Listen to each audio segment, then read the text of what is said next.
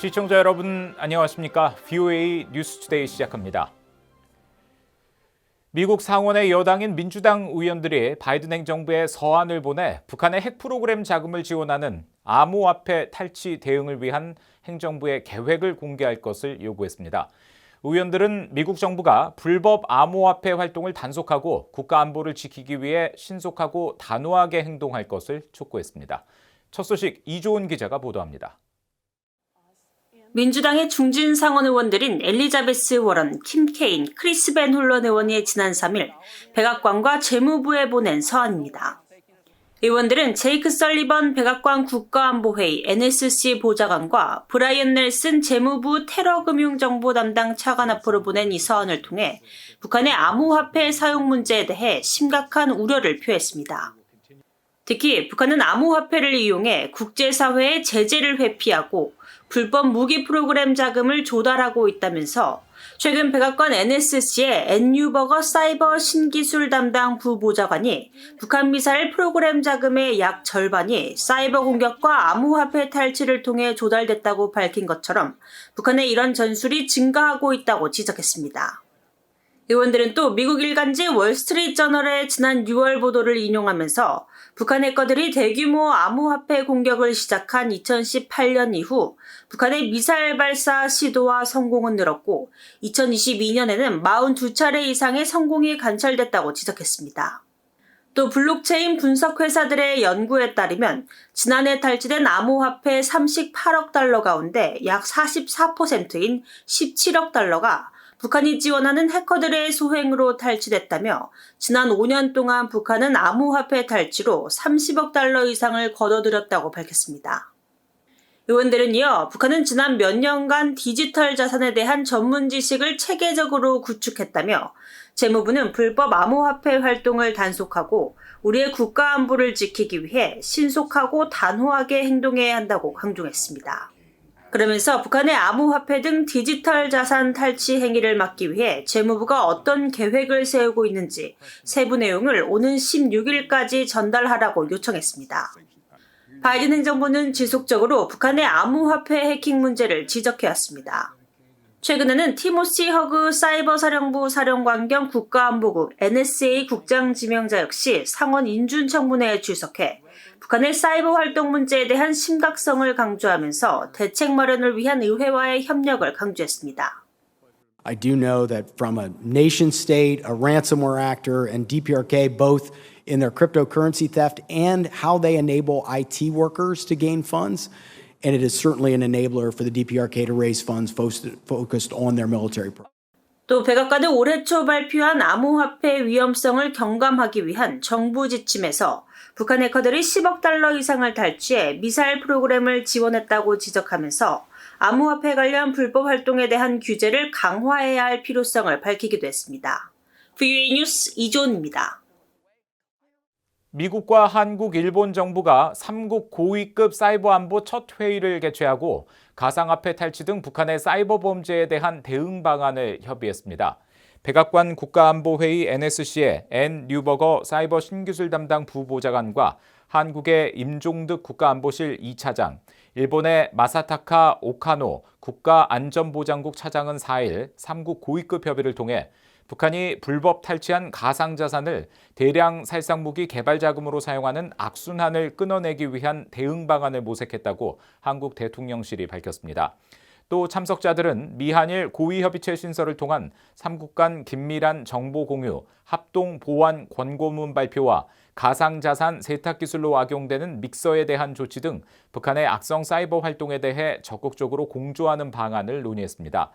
이어 이번 3자 회의체를 사이버 안보 대화 채널로 정례화하고 북한의 외화벌이 IT 인력에 대한 대응 방안과 가상자산 전문업체와의 협업 등에 대해서도 의견을 나누고 다음 달 후속 회의를 통해 협의 내용을 구체화하기로 했다고 한국 대통령실이 전했습니다.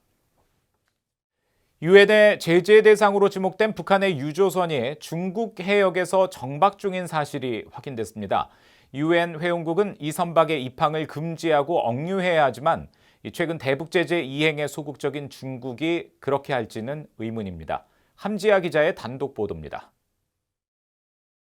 북한에서 남서쪽에 위치한 중국의 닝보 저우산항 해역의 구글어스 지도입니다. 선박의 실시간 위치 정보를 보여주는 마린 트래픽에 이 중국의 닝보 저우산항의 개선 장소에 북한의 유조선 지성 6호가 정박 후 대기 상태인 모습이 포착됐습니다.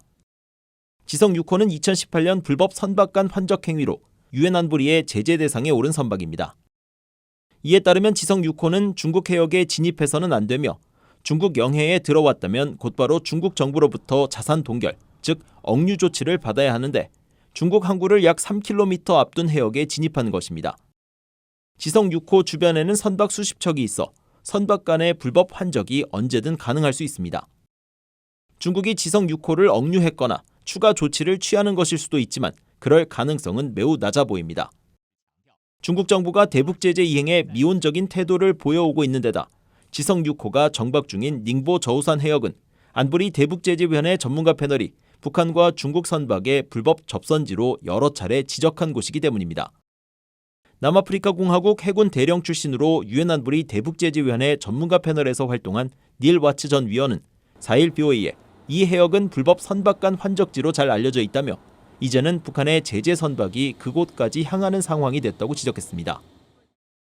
Typically, a designated vessel should be denied port access or alternatively seized as a financial asset of a designated entity. So those are the actions that should be taken. But as we have seen in the past 3 years or so, China is turning a blind eye to these illicit activities by the North Koreans.